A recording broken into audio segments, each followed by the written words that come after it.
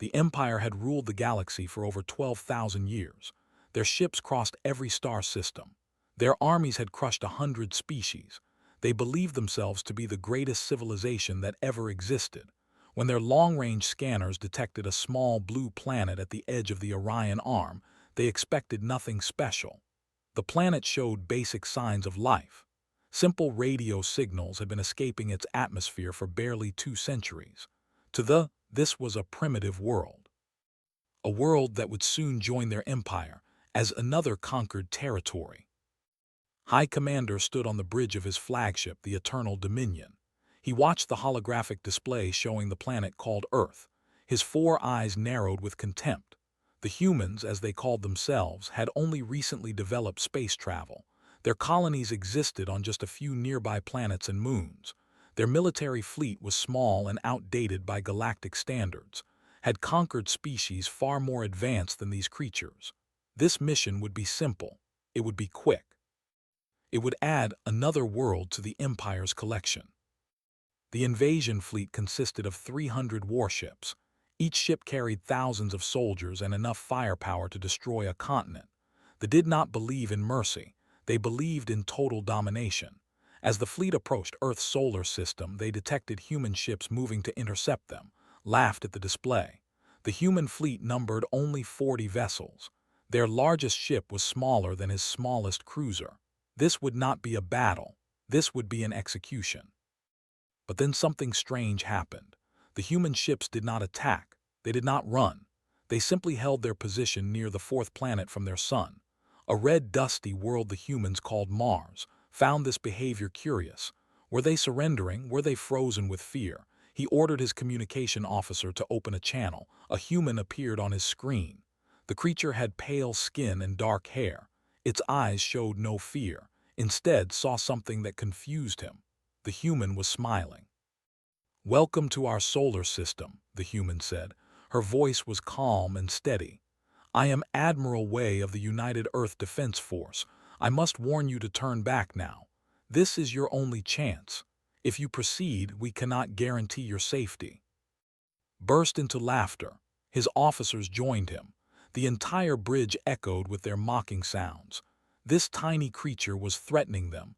The greatest military force in the galaxy leaned forward in his command chair. His sharp teeth showed in a predatory grin.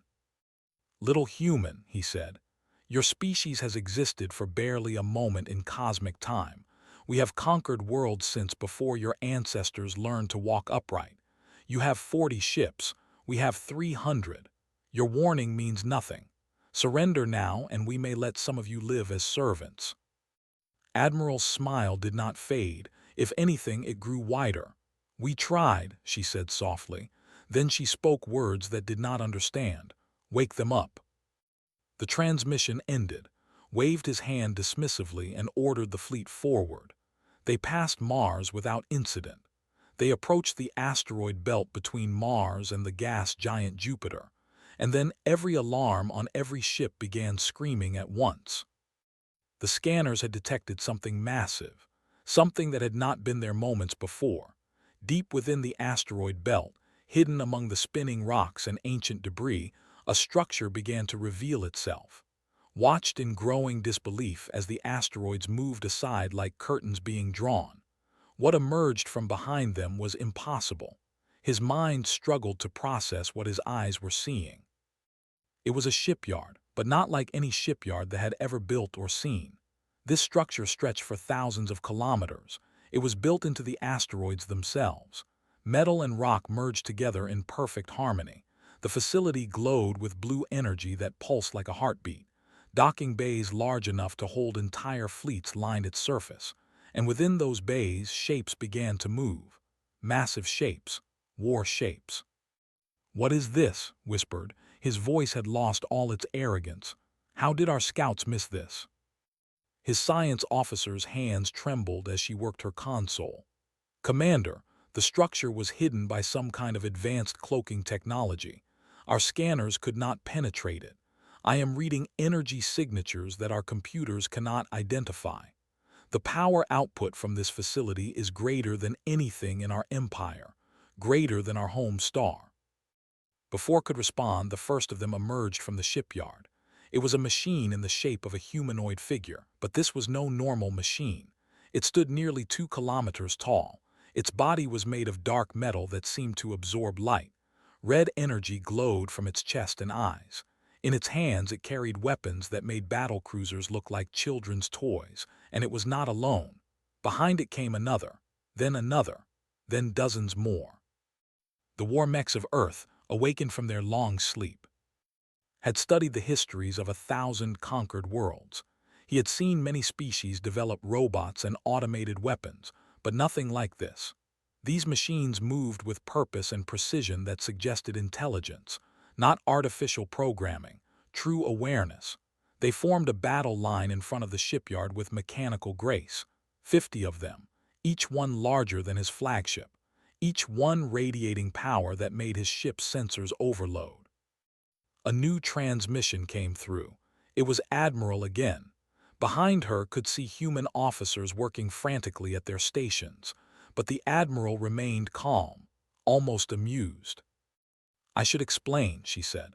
"You see, humanity has been aware of the galaxy for a long time, longer than you know. We watched your empire expand. We saw how you treated other species. We knew you would eventually come for us, so we prepared. For 300 years, our greatest minds worked in secret. They built the shipyard. They created the mechs. We hoped we would never need them. We hoped the galaxy would prove to be more peaceful than it appeared. But we always knew this day might come." Found his voice, it came out as a croak. "What are those things?"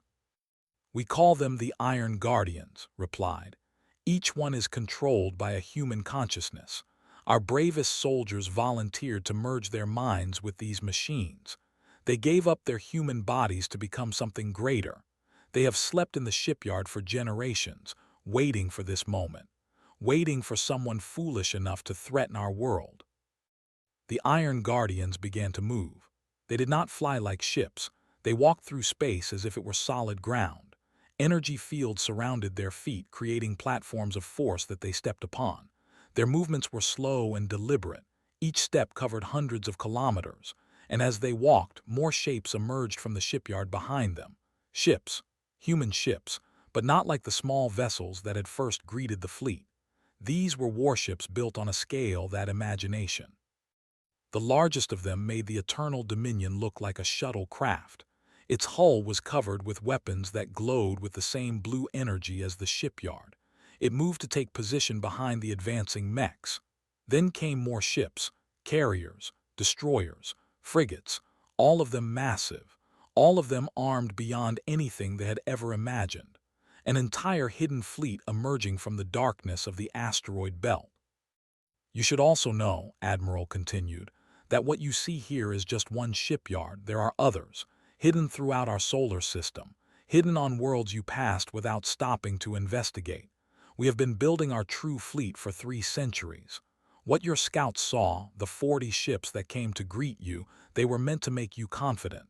They were meant to make you feel safe. They were the bait." Looked at his tactical display. The numbers made no sense. His 300 ships were now facing over 500 human vessels and 50 war mechs, and more were still emerging from the shipyard. His advantages had disappeared in moments. His certain victory had become certain death. "Why?" he managed to ask. "Why hide all this? Why not show your strength to the galaxy?" His expression grew serious. "Because we are not conquerors. We do not wish to rule others. We only wish to be left alone. We built this force as a deterrent, not as a weapon of aggression. We hoped that simply having it would be enough to protect us. We hoped we would never have to use it." She paused. "You have forced our hand, High Commander. The galaxy will now see what humanity can do when threatened. I wish it had not come to this." The Iron Guardians stopped their advance. They stood in perfect formation, their weapons aimed at the fleet. The human warships spread out around them, creating a wall of metal and energy. Realized with sudden clarity that his fleet was surrounded. The humans had not only revealed their hidden strength, they had positioned themselves perfectly for total annihilation. One of the Iron Guardians stepped forward from the line. Its chest panel opened, revealing a glowing core. A voice emerged from it, deep and resonant. human but somehow more. It spoke directly to across all communication channels. I am Guardian Prime. I was once a man named Cole. I was a teacher before I volunteered for this duty. I taught history. I know what happens when tyrants are not stopped. I know the cost of weakness in the face of evil. For 217 years I have slept waiting for this moment, waiting to protect my home. The giant machine's eyes burned brighter. You came to conquer us. You came to enslave our children. You laughed at our warning. Now I ask you, High Commander. Now that you see us clearly, now that you understand what you face, do you still want this war? Looked around his bridge. His officers were pale with fear. Some were already moving toward the escape pods. The Eternal Dominion's weapon systems were online, but they seemed pathetic compared to what stood before them. He thought about the empire he served. He thought about the 12,000 years of conquest. He thought about his legacy, his honor, his pride. Then he thought about his crew, his soldiers, the families waiting for them back home. He thought about the fact that no one in the Empire even knew what humanity truly was. If his fleet was destroyed here, the Empire would send more ships, larger fleets, and they would all face the same fate. Someone had to survive. Someone had to warn the others. Slowly, painfully, High Commander lowered his head. "We will withdraw," he said. His voice was barely a whisper. "We will leave this system. We will not return." Admiral nodded. "That is wise, but understand this. We will be watching. We have eyes throughout the galaxy now. Drones, probes, sensors that your technology cannot detect.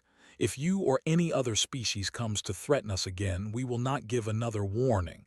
The Guardians will come for you, and they will not stop until the threat is ended." The fleet turned and fled. They limped back through space, their sensors still screaming with readings they could not understand. Behind them, the Iron Guardians returned to the shipyard. The human warships followed. Within hours, the cloaking technology reactivated. The asteroid belt looked normal again, empty, innocent, as if nothing had ever been there. But the galaxy had changed forever. Word of what happened spread quickly. The Empire pulled back its borders. Other aggressive species grew cautious. And in the dark corners of space, the oppressed worlds began to whisper a new hope. The humans, they said. The humans could not be conquered. The humans had built machines to protect them. Gods of metal and fire that walked among the stars. On Earth, life continued as normal. Children went to school. Farmers grew their crops. People fell in love and grew old. Most of them never knew how close they had come to annihilation. Most of them would never learn about the shipyard or the Guardians. But in the asteroid belt, the Iron Guardians slept once more.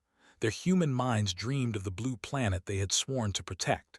And they waited, always ready, always watching, always prepared to wake again if their home ever needed them. The galaxy had thought humanity was weak. The galaxy had been wrong.